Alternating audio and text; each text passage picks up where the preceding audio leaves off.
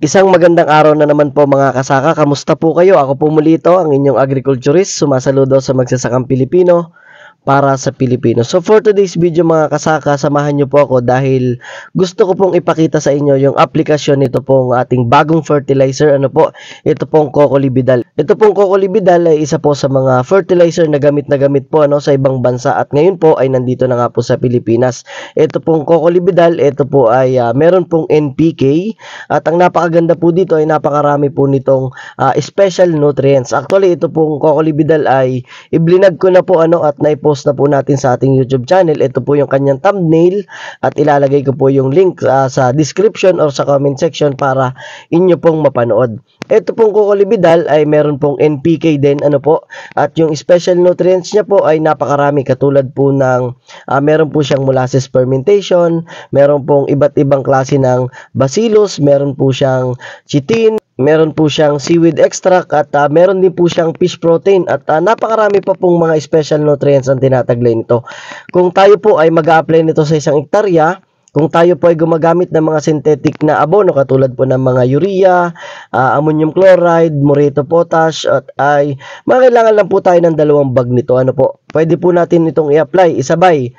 I-mix po natin sa mga synthetic na fertilizer sa first application po or 10 to 15 days after na tayo ay magtanim. At ngayon po ang gagawin natin ay isasabay po natin siya sa top dress at ipapakita ko nga po sa inyo yung paghahalo. Ito pong area natin na paggagamitan, ito po ay pag-aari ni Sir Felix Cantos dito po sa San Pedro Nauhan, dito po sa probinsya ng Oriental Mindoro at ang atin pong a-applyan ng Cocolibidal ngayon ay 2 hektarya. So meron pong 2 hektarya din na walang apply ng Cocolibidal para po makita natin yung pagkakaiba nito. At ang maganda nga po dito mga kasaka, ito pong Cocolibidal ay hindi lang po ito fertilizer. Ito po ay kung ang atin pong palayan or yung atin pong taniman, sakahan, yung lupa po ay acidic na kung saan po kapag acidic na po yung lupa ay hindi na makapagbigay ng magandang ani, hindi na makabulas yung ating mga tanim, hindi na lumaki. So ang gagawin po ng Cocolibidal ay ibalik po yung normal soil pH para hindi na siya acidic. Ganun din po kung alkaline po ang lupa na ating sinasaka ay ibabalik niya po sa pagiging normal yung soil pH ng atin pong mga sakahan, na kung saan po ito po yung kinakailangan ng ating lupa para sa pagpapalaki hanggang sa mamunga ng atin pong mga tinatanim na halaman, lalo na po sa palay.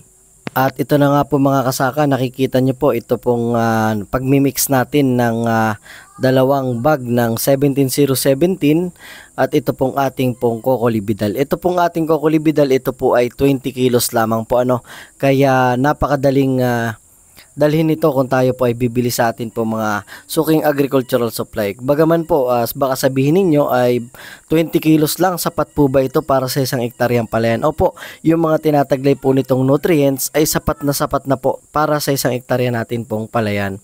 So yan, itinaktak na po yung pangalawang sako ng 17017 at itataktak po ulit ang Cocolibidal para po magmix siya ng maayos. Kung mapapansin nyo po, ito po ay kulay tsokolate. Ang maganda po dito sa Cocolibidal, bukod po sa ito po ay pwedeng i-side dress at i-top dress, ito po ay pwede rin po natin gamitin as foliar spray. Ang gagawin lang po natin, ito po ay itinutunaw natin sa tubig.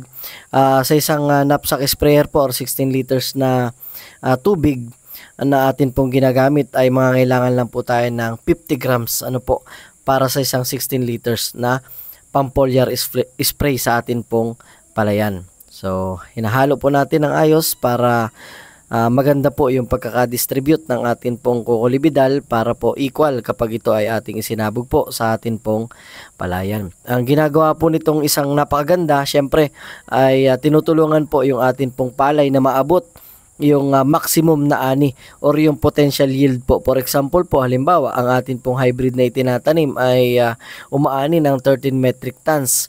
Isa po sa mga ginagawa ng Cocolibidal ay tulungan na maabot yung potential yield ng isa pong hybrid or ito man po ay inbreed. Ginagawa din po nitong normal yung lupa na hindi produktibo kapag po sobra na yung gamit ng synthetic ay nagiging acidic na po yan.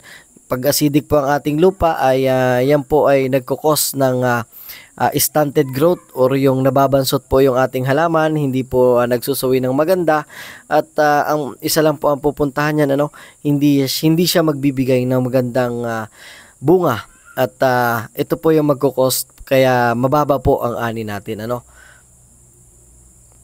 So yan, halo-halo lang po, mano-mano na po itong ating paghalo dahil ito naman po ay pang 1 hektarya lamang. After 15 days po ay pwede po natin itong balikan para ipakita ko po sa inyo yung inaplayan. So yan, ito na po yung ating unang sabog. Ito pong area ng ating sasabugan ay nasa likod lang po ng bahay ni Sir Felix. Kaya pagkagising sa umaga habang nagkakape, pwede mo agad tingnan kung merong pinagkaiba dun sa hindi inaplayan ng Cocolibidal. Kung mapapansin nyo po, talagang yung panahon dito, dire-diretso yung pag-ulan simula pa nung November. Ngayon nga po, buti na lang at walang ulan, so meron pong pagkakataon para may sabog itong fertilizer na ito. So ito na po ang pagsasabog ng 17017, 2 bag na may kasama pong 1 bag ng Cocolibidal. Yan. So ito pong a-apply na ito ay magkatabi, 2 hektarya pero yung isa lang po yung lalagyan. At yung isa pong hektarya pa ay hindi po malapit dito yung area. Bali 2 apply po ito. So yan, pangalawang balik na po si tatay. Napakabilis lang pong matunaw nitong Cocolibidal. 3 to 5 minutes lang po ito kapag nilagay natin sa tubig ay tunaw na po siya. Kaya napakabilis po yung epekto.